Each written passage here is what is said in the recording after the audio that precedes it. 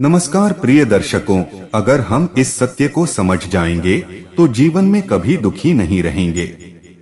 आप अगर सच में सुखी रहना चाहते हो, सफल होना चाहते हो तो इसे ध्यान से और अंत तक जरूर सुनो और सच्चे दिल से कमेंट में जय श्री कृष्ण जरूर लिखें।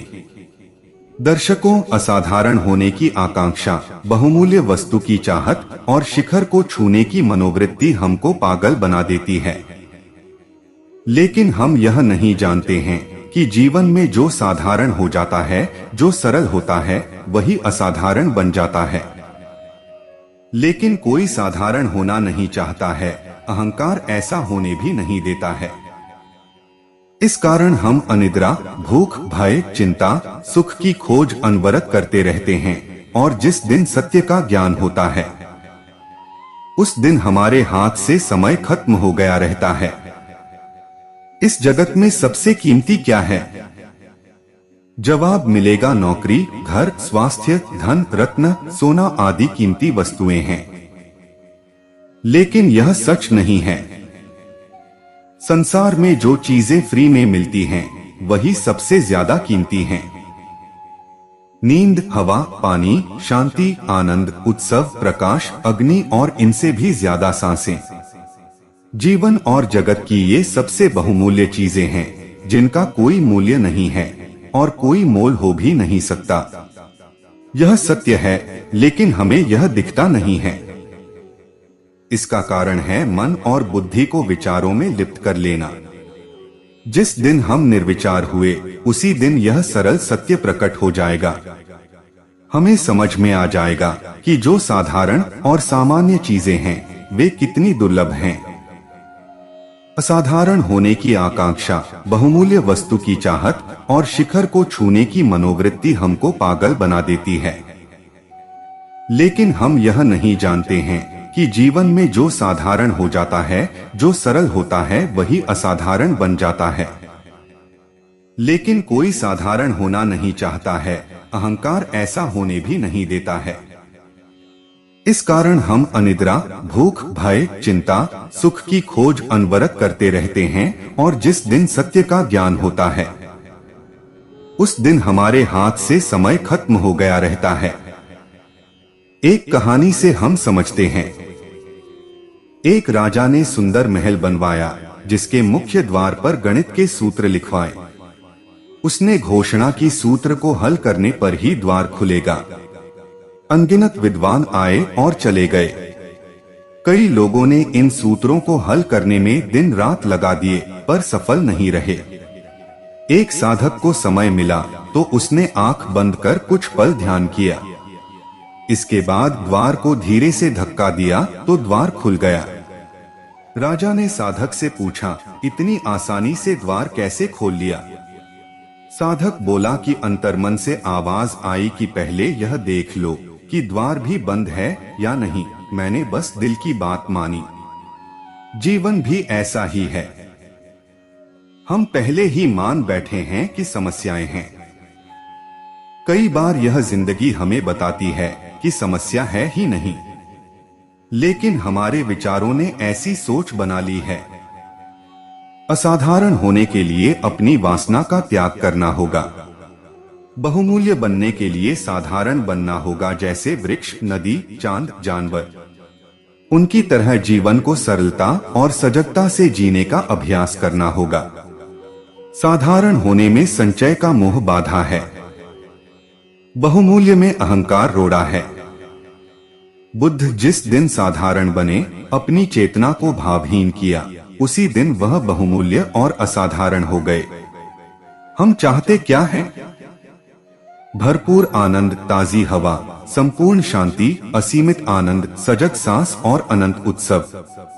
इसके लिए कोई मूल्य चुकाने की जरूरत नहीं है, पर इसकी खोज और चाहत में ही हम जीवन बीता देते हैं।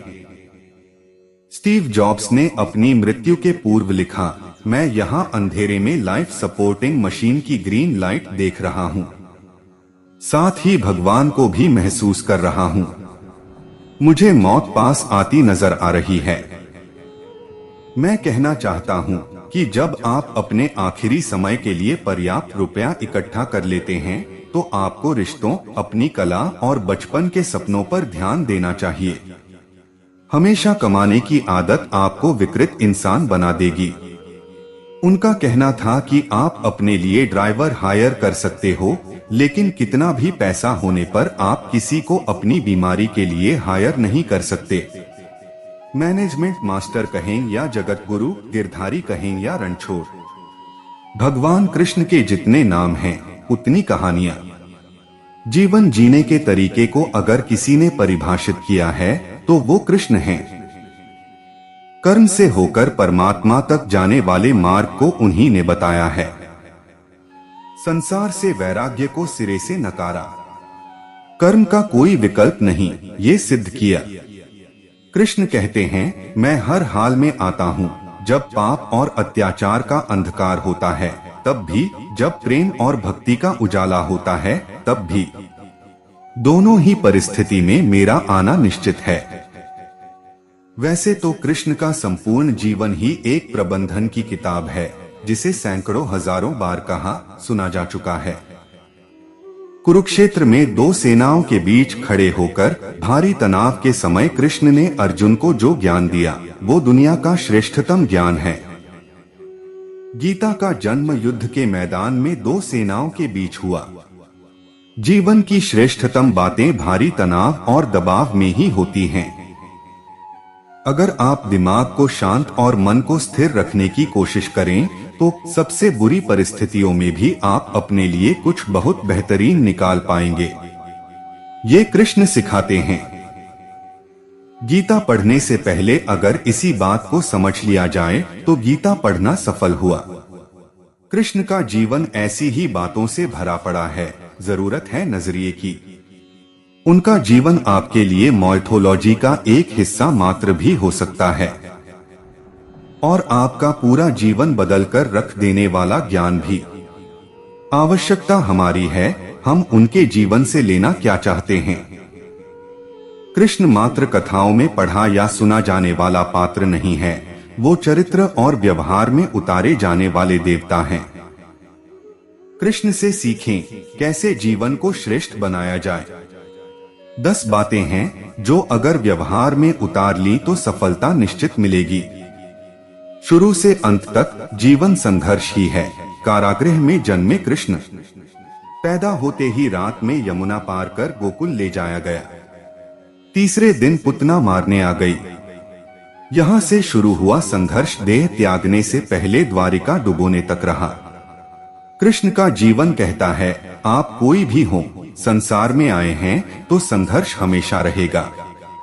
मानव जीवन में आकर परमात्मा भी सांसारिक चुनौतियों से बच नहीं सकता। कृष्ण ने कभी किसी बात की शिकायत नहीं की, हर परिस्थिति को जिया और जीता। कृष्ण कहते हैं, परिस्थितियों से भागो मत, उसके सामने डटकर खड़े हो जाओ, क्योंकि कर्म करना ही मानव जीवन का पहला कर्तव्य है। हम कर्मों से ही परेशानियों से जीत सकते हैं। स्वस्थ शरीर से ही विजय है। कृष्ण का बचपन माखन मिश्री खाते हुए गुजरा। आज भी भोग लगाते हैं हम, लेकिन ये संकेत कुछ और है। आहार अच्छा हो, शुद्ध हो, बल देने वाला हो। बचपन में शरीर को अच्छा आहार मिलेगा तो ही इंसान युवा होकर वीर बनेगा। शरीर को स्वस्थ रखना है तो बचपन से ध्यान देने की जरूरत है। ये पेरेंटिंग के दौर से गुजर रहे युवाओं के लिए बड़ा मैसेज है। अपने बच्चों को ऐसा खाना दें जो उनको बल दे।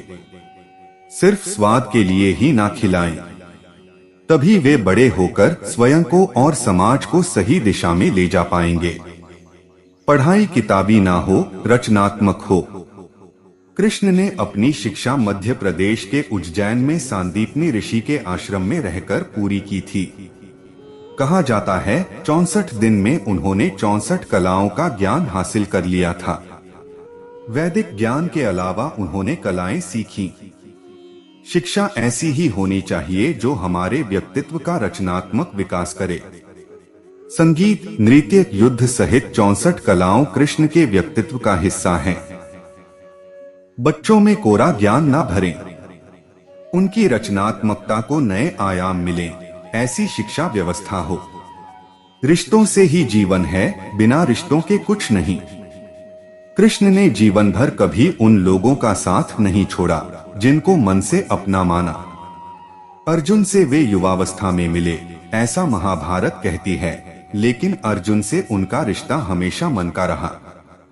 सुदामा हो या उद्धव, कृष्ण ने जिसे अपना मान लिया उसका साथ जीवन भर दिया।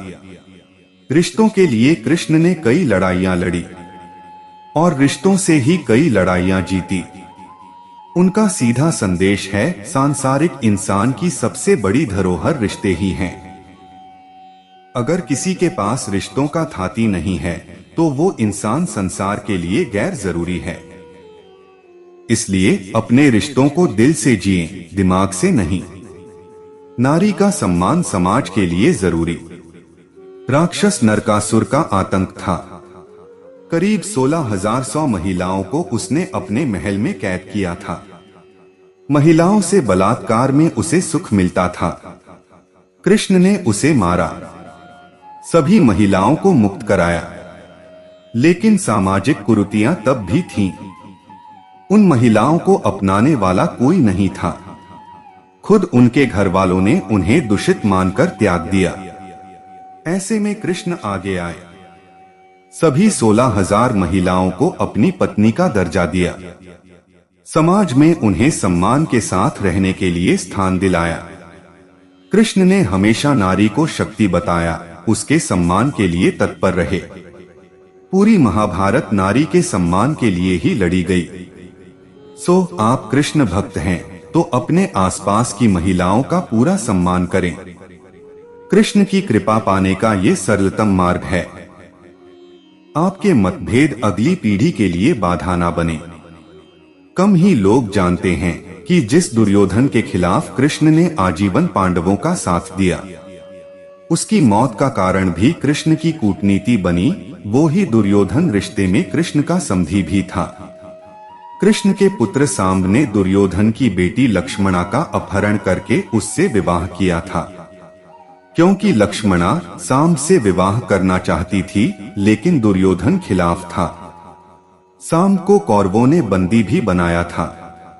तब कृष्ण ने दुर्योधन को समझाया था कि हमारे मतभेद अपनी जगह हैं, लेकिन हमारे विचार हमारे बच्चों के भविष्य में बाधा नहीं बनने चाहिए।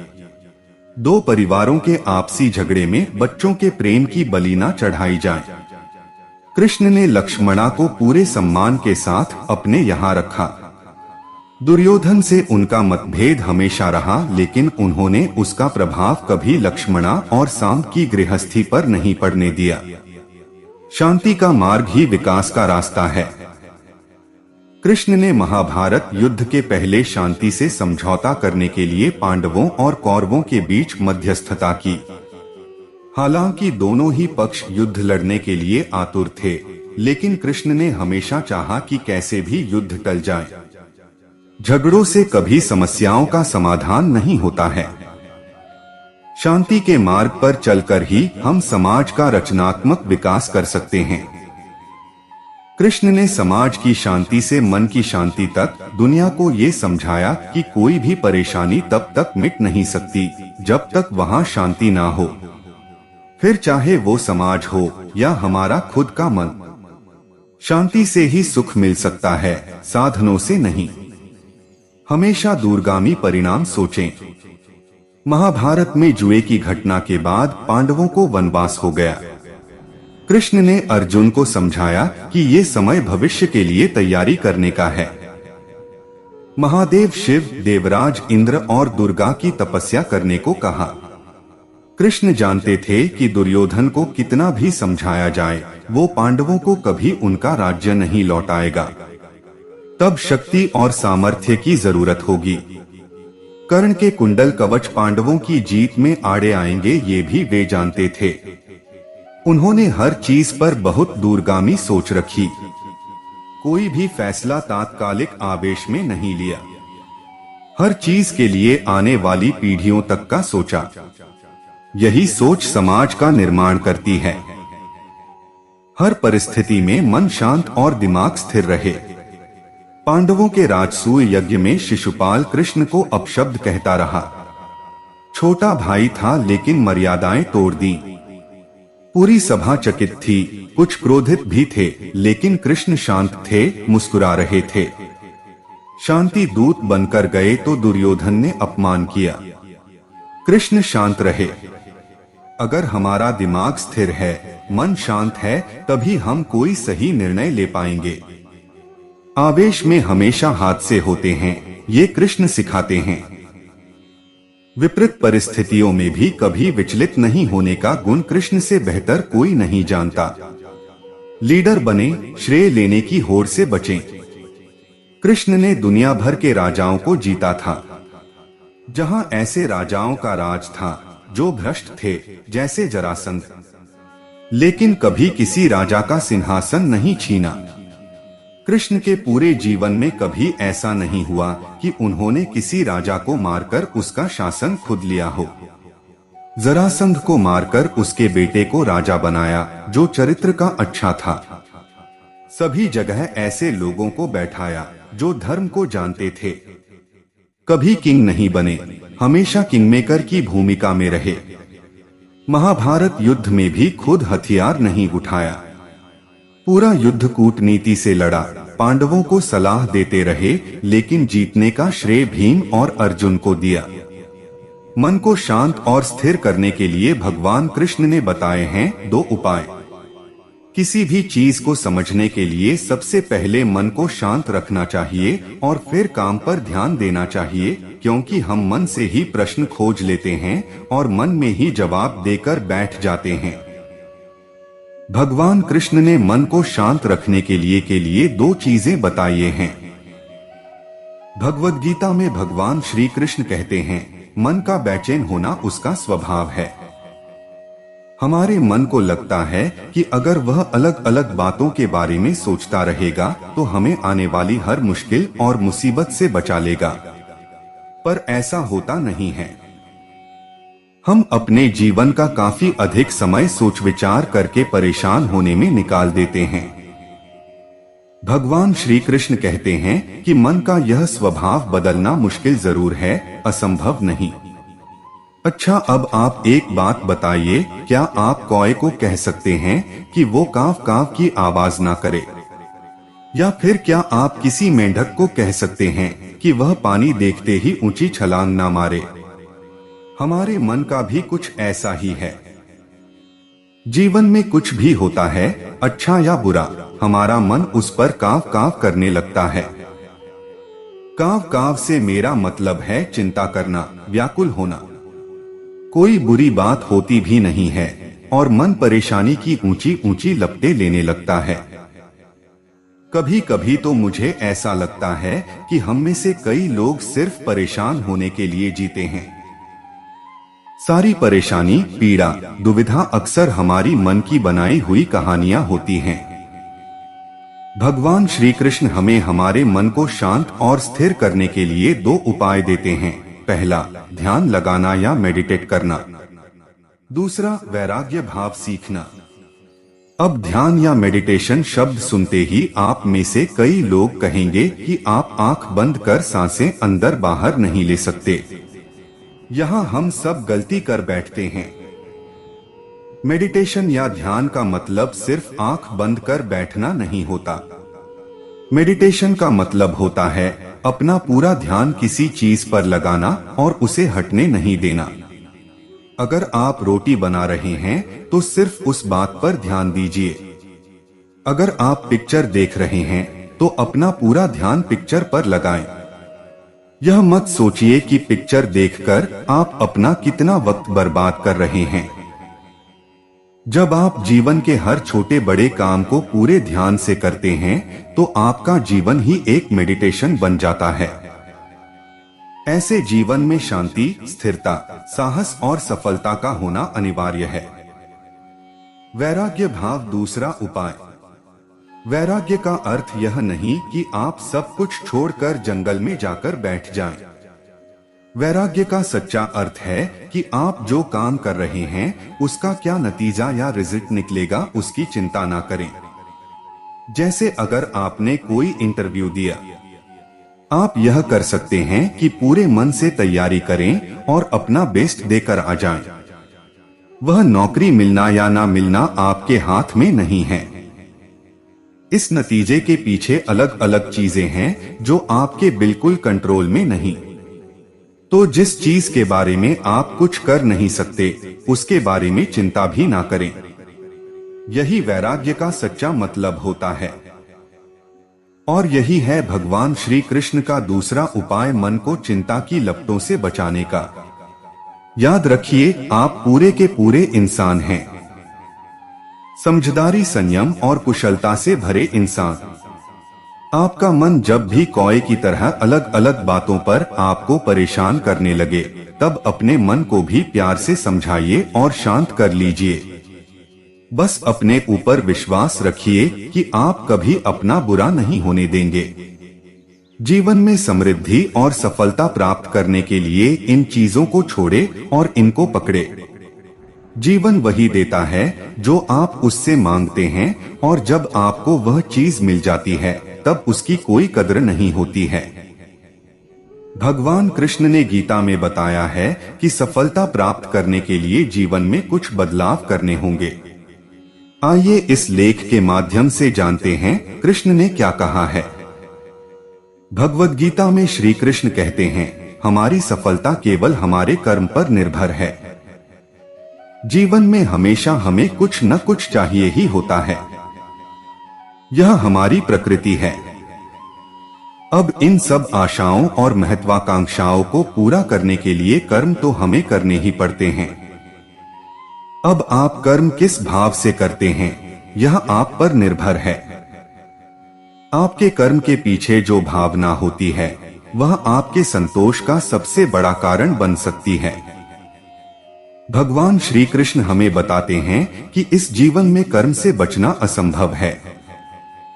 अब कर्म आपके मन को भाने वाले हों या आपके मन को जलाने वाले हों, मनुष्य जीवन की नीति कर्म है। जीवन का आधार कर्म है। अगर आप मोह में बंधकर कर्म करने से मना कर देंगे तो परिस्थितियां ऐसी हो जाएंगी कि वे आपसे वही कर्म कराकर रहेंगी।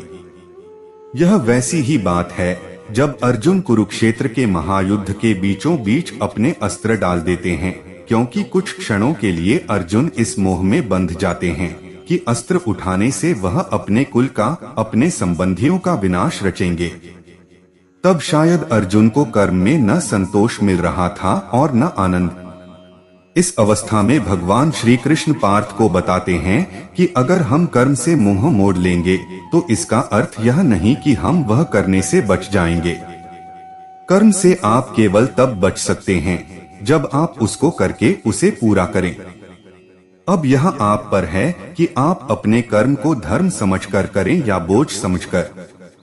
आपके कर्म को आप कौन सी भावना से करते हैं वह पूर्ण रूप से आप पर है, लेकिन करना तो पड़ेगा, इस तरह या उस तरह। देखिए, बोझ समझकर करेंगे तो जीवन भारी और कठोर लगेगा। धर्म समझकर करेंगे, सेवा भाव से कर्म करेंगे तो ऐसा लगेगा कि आपके हाथों भला हो रहा है। यह ऐसी ही बात है कि आप जो सेब या अनार या संतरा खाते हैं वह इसलिए खा पाते हैं क्योंकि दूर किसी माली ने अपना कर्म किया था। जैसे उसके कर्म का फल आप खा रहे हैं, वैसे ही आपके कर्म से किसी और को कोई सहायता मिल जाएगी। यह क्या होगा, कैसे होगा, यह जानना असंभव है। पर साधारण से साधारण मनुष्य भी अगर अपने मन में यह विश्वास बना ले कि उसके कर्म से किसी का भला हो रहा है, तब उस कर्म में धर्म और सेवा दोनों ही मिल जाते हैं। हम सब इस बात को किसी ना किसी रूप में मानते ही हैं और करते भी हैं। जैसे जब हम ऐसी नौकरी करें जो हमें उतनी पसंद नहीं होती, लेकिन उस नौकरी से हमारा घर चल रहा हो या हमारा परिवार खुश रह रहा हो, तो हम हमारा मोह छोड़ देते हैं। इसी कर्म में धर्म का भाव मिलता है। भगवान श्री कृष्ण हमें समझाते हैं कि हम समाज में रहते हैं तो उसके प्रति हमारे कुछ उत्तरदायित्व और कुछ कर्तव्य होते हैं, जैसे अच्छा नागरिक होना, अपने माता पिता का ख्याल रखना, अपने बच्चों की अच्छी परवरिश करना। ये कर्म भी हैं और हमारा धर्म भी है। इसलिए अगर मन इस विचार से डगमगा उठा है कि आप यह सब कैसे करेंगे, तो ऐसे नकारात्मक विचार छोड़ दीजिए। इसकी जगह पर यह विश्वास रखिए कि अगर इस कर्म का उत्तरदायित्व भगवान ने दिया है तो उसको करने की सामर्थ्य और धैर्य भी भगवान ने आपको दिया ही है। विवादों से बचने और मन को शांत रखने के लिए सबसे पहले करें इस चीज को बंद। जीवन में हर जगह आपको कठोरता मिलेगी, लेकिन यह आप पर निर्भर करता है कि जीवन के मूल्यों को समझने के लिए आप उनका सामना कैसे करते हैं। जीवन के हर निर्णय को यह समझकर लेना चाहिए कि कहीं ये निर्णय किसी दूसरों को तो नुकसान पहुंचा रहे। देखिए, जीवन को बदलने वाला है एक अच्छा विचार। दोषारोपण एक मानसिक बीमारी है जिससे अक्सर चाहने पर भी हम अपना बचाव नहीं कर पाते और उसके जाल में बुरी तरह उलझ जाते हैं। कांटा चुभने पर कांटे को दोष क्यों? वह तो अपनी सही जगह स्थित था। पैर तो हमने रखा, हाथ तो हमने लगाया। वास्तव में जब हम दोष दूसरों के सिर पर मढ़ते हैं तो कई क्रियाएं एक साथ होती हैं। सर्वप्रथम यह कि दोष दूसरों पर मढ़ते ही स्वयं अपनी दृष्टि में हम दोष मुक्त हो जाते हैं और दोष दूसरे पर आ जाता है। फिर जब दोषी सामने होता है तो हम फौरन स्वयं को सामने वाले से योग्य और श्रेष्ठ मान बैठते हैं। याद रखने की बात यह है कि योग्यता और श्रेष्ठता दूसरों में दोष नहीं ढूंढती, बल्कि अपने दोषों को तलाशती है, खुले दिल से स्वीकार करती है। यही स्वीकार हमें आत्म सुधार का अवसर देता है और श्रेष्ठता के द्वार स्वयं खुल जाते हैं। दूसरों को या परिस्थितियों को दोष देना जिम्मेदारी नहीं लेने का एक आसान तरीका है। जापानी व्यवसायी अकियो मोरिता का कहना है कि महत्वपूर्ण बात किसी को किसी चीज के लिए दोषी ठहराना नहीं है, बल्कि यह पता लगाना है कि त्रुटि का कारण क्या है। सफलता और असफलता जीवन के साथ चलती है। कुछ कामों को करने से यदि हमें सफलता मिलती है तो कुछ को करने से असफलता का स्वाद भी चखना पड़ सकता है। लेकिन इसका मतलब यह नहीं कि हम अपनी असफलताओं का ठीकरा दूसरों के सिर पर फोड़ने लगें। यह ठीक है कि कई बार दूसरों की गलतियों के चलते चीजें बिगड़ती हैं। फिर भी अगर हमारी प्राथमिकता कामों को पूरा करना और चीजों को ठीक करना है तो हमें दोषारोपण की आदत से बचना चाहिए। जीवन में आगे बढ़ने के लिए हमें दूसरों से टकराने के बजाय अपने गंतव्य पर ध्यान रखना चाहिए। हमें तो बस रास्ते में आने वाली बाधाओं को पहचानना है और फिर क्या किया जाए, उनसे कैसे निपटा जाए, यह विचार करना है। अवरोधों के सभी चेहरे नकारात्मक नहीं होते। कुछ मामलों में तो वे हमारे शिक्षक होते हैं। कवि सारा ब्रूनो का कहना है, जब आप पत्थर को दोष देना बंद कर देंगे तो चलना सीख जाएंगे। अगर हमें लगता है किसी का व्यवहार हमारे प्रति अनुचित है तो तुरंत ही इस निष्कर्ष पर नहीं पहुंच जाना चाहिए कि सारा दोष उसी का है। अपने आप पर भी विचार करना चाहिए। हर किसी को अपनी प्रशंसा प्यारी लगती है और व्यंग्य आलोचना सभी को अप्रिय है। दूसरों के प्रति कोई भावना बनाने से पूर्व अपना भी दोष दर्शन करना आवश्यक है। जब हम अपने को ही सर्वथा सही मानकर दूसरों को गलत मानते हैं तो सबसे बड़ी भूल करते हैं। इससे सच्चाई ढक जाती है और विवाद बढ़ने लगते हैं। अपनी रुचि भिन्नता को ध्यान में रखते हुए दूसरों की इच्छा सहन करनी चाहिए। जब कभी ऐसी स्थिति आती है कि दूसरों की इच्छा के लिए हमें अपनी अभिरुचि का दमन करना पड़ जाता है, तब सामने वाले पर हमारी इस सद्भावना का सकारात्मक प्रभाव पड़ता है। वह हमारी इच्छाओं को प्राथमिकता देना प्रारंभ कर देता है। एक बार हमारे मन में यह बात बैठ जाए कि दोषी हम भी हो सकते हैं, तो मित्रों संबंधियों से होने वाले विवादों में अपने आप बहुत कमी आ जाती है। असफलता में भी नए अवसर दिलाता है भगवान कृष्ण का यह संदेश, मिलेगी सुख शांति। श्री कृष्ण इस श्लोक में बताते हैं कि इस संसार में जो भी होता है वह उनसे ही होता है। जीवन में कई बार ऐसी परिस्थितियां और अनुभव आ जाते हैं जिस पर हमारा कोई नियंत्रण नहीं होता है। हम भले सच्चे मन से पूरी मेहनत से कर्म करें, फिर भी हमें जो चाहिए वह मिलता नहीं है। भगवद गीता में भगवान कृष्ण कहते हैं, अह सर्वस्य प्रभवो मत्तः सर्वं परिवर्तते इति मत्वा भजन्ते मम बुधा भवस्मानिवतः। जीवन में बहुत सारी चीजें हमारे हाथ के बाहर होती हैं। कभी कभी हम पूरी मेहनत से सही कर्म करते हैं मगर हमें उसका फल नहीं मिलता है, या कभी कभी हमारे साथ कुछ ऐसी घटना हो जाती है जिसके बारे में हमने सोचा भी नहीं था। ऐसे में हमें लगने लगता है हमारे साथ अन्याय हो रहा है, या फिर हमें जीवन कठिन और क्रूर लगने लगता है। श्री कृष्ण इस श्लोक में बताते हैं कि इस संसार में जो भी होता है वह उनसे ही होता है। जीवन में कई बार ऐसी परिस्थितियां और अनुभव आ जाते हैं जिस पर हमारा कोई नियंत्रण नहीं होता है। हम भले सच्चे मन से पूरी मेहनत से कर्म करें, फिर भी हमें जो चाहिए वह मिलता नहीं है। कभी कभी तो फल की जगह दंड ही मिल जाता है। हम सबके साथ कभी न कभी ऐसा होता है और हम सब सोचते हैं कि ऐसा क्यों हो रहा है। बात कुछ ऐसी है कि अगर आप अपने बच्चे को घर में सिर्फ अच्छी बातें सिखाएं और उसे बहुत प्यार करें, तब भी आपके बच्चे का स्वभाव क्या केवल इस बात पर निर्भर होगा? नहीं, आपके बच्चे के स्वभाव पर अलग अलग चीजों का प्रभाव होगा। जैसे कि वह स्कूल में क्या सीखता है, उसका स्वभाव इस बात पर भी निर्भर करेगा कि उसके दोस्त कौन हैं और कैसे हैं। उसका स्वभाव इस पर भी निर्भर करेगा कि वह टीवी पर क्या देखता है। ऐसी स्थिति में आप हमेशा पूर्ण मन से प्रयास करते हैं, पर क्या परिणाम आपके हाथ में है? तो फिर क्या उस परिणाम के लिए अपने आप को दोष देना या उसे अपने मन पर हावी होने देना उचित है? इसी तरह अगर आप एक व्यापारी हैं जिसने सालों अपने व्यापार को बढ़ाने के लिए अपनी पूरी मेहनत लगाई, लेकिन अचानक कोविड की महामारी आ गई और उसकी सारी मेहनत ठप हो गई, आप बताइए ऐसी अवस्था में आपके हाथ में क्या था? क्या आप इसके बारे में कुछ कर सकते थे? भगवान कृष्ण कहते हैं कि सृष्टि में जो कुछ होता है वह उनसे होता है, लेकिन वह ऐसा क्यों करते हैं वह समझना हमारे लिए शायद उस क्षण संभव नहीं हो।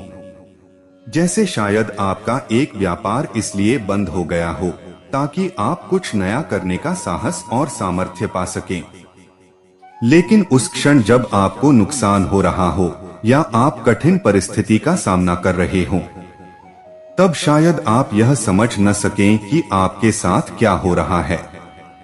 महामारी की परिस्थिति आपके हाथ में नहीं थी, पर आपके हाथों में ये जरूर है कि आप कर्म करें, नया व्यापार करने का या फिर से अपने व्यापार को खड़ा करने का। इसी तरह आपके हाथों में यह भले ही ना हो कि आपके बच्चे का स्वभाव कैसा है, पर यह जरूर है कि आप उसे सुधारने का प्रयास करते रहें। भगवान लेते हैं तो भगवान देते भी हैं। इसका मतलब यह नहीं कि मनुष्य केवल एक निर्बल कठपुतली है। भगवान की हर इच्छा में आशा है और अवसर भी। भगवान की इच्छा में आशा हमेशा यह होती है कि हम जो अपने लिए सोचें उससे ज्यादा आगे बढ़े। भगवान की इच्छा में अवसर ये है कि वह जो हमेशा आशा रखते हैं हम उसे पूरा करें। सत्य को जानने और ईश्वर को प्राप्त करने के लिए करें यह काम, संसार का मिलेगा रे। गूंगे बहरे या आध्यात्मिक रूप से उन्नत मितभाषी और मौनी व्यक्ति भले ही बोलते नहीं हैं, पर दूसरों से संवाद बनाने में वे आमजनों से कमतर नहीं हो जाते हैं। शब्दों के बदले इन श्रेणियों के व्यक्ति भाव भंगिमा या इशारों से अपनी मंशाएं और भावनाएं व्यक्त करने में पारंगत होते हैं। ख्रुश्चेव की एक कहानी में अधिनायक स्वयं लेखक है। उसे मलाल था, उसकी लिखी कहानियां कोई नहीं पढ़ता सुनता।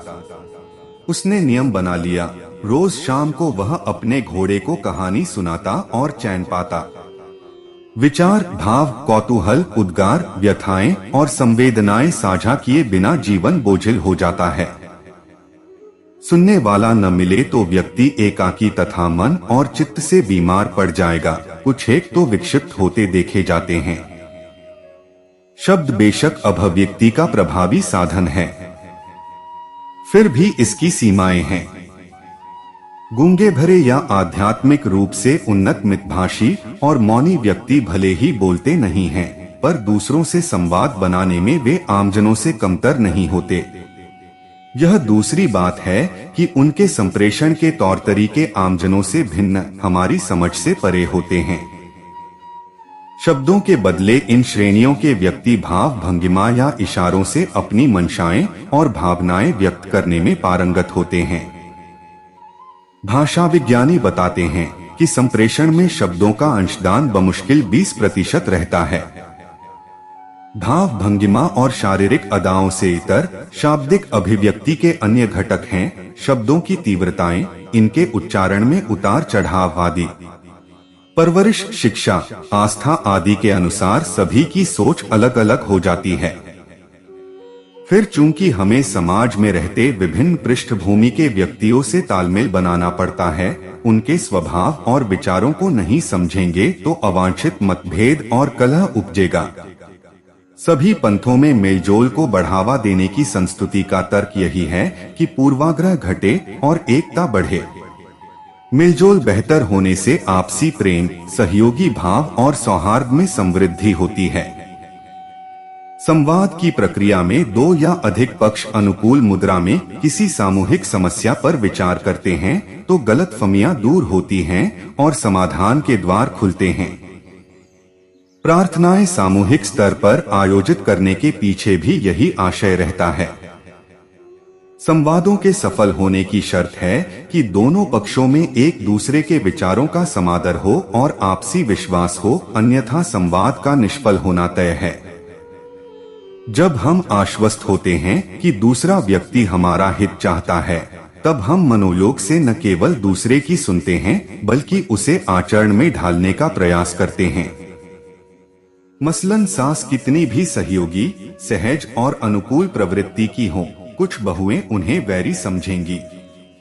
सास की जो बात बहू के गले नहीं उतरती वही अन्य कोई बताए तो समझ आ जाती है। एकल सोच से संपादित कार्य में पुनरीक्षा नहीं होने से चूक के आसार बनते हैं। सिरदर्द जैसी मामूली बीमारी में एक डॉक्टर प्राय डॉक्टर साथी से चर्चा करता है कि कौन सी दवा ली जाए। इस संदर्भ में नामी प्रेरणात्मक लेखक नेपोलियन हिल कहते हैं, जब सदाशयता से प्रेरित दो मस्तिष्की पूर्ण सहयोगी भावना से एक मुद्दे पर विचार करते हैं तो तीसरी अस्मिता का प्रादुर्भाव होता है। वह दोनों मस्तिष्कियों के योग से अधिक सक्षम और सशक्त होती है। विभिन्न पंथों की संगत के पीछे उद्देश्य यह होता है कि सत्य को जानने और ईश्वर को प्राप्त करने के लिए प्रत्येक सदस्य वैयक्तिक स्तर पर धर्मगुरु के माध्यम से परमेश्वर से तादात्म्य स्थापित करे। औपचारिक बैठकों में बगैर सहमति के ठोस परिणाम न मिलने का प्रमुख कारण विभिन्न पक्षों के बीच आपसी समझ, प्रेम और सौहार्द का अभाव रहता है। कदाचित इन्हें दूसरे पक्ष को गिराने का माध्यम माना जाता है। तो प्रिय दर्शकों, उम्मीद करता हूँ कि आपको वीडियो पसंद आया होगा और आप हमारे चैनल पर नए हो तो वीडियो को लाइक और चैनल को सब्सक्राइब जरूर करें। आपके एक लाइक से ही हमें प्रेरणा मिलती है और हम मोटिवेट होते हैं। धन्यवाद।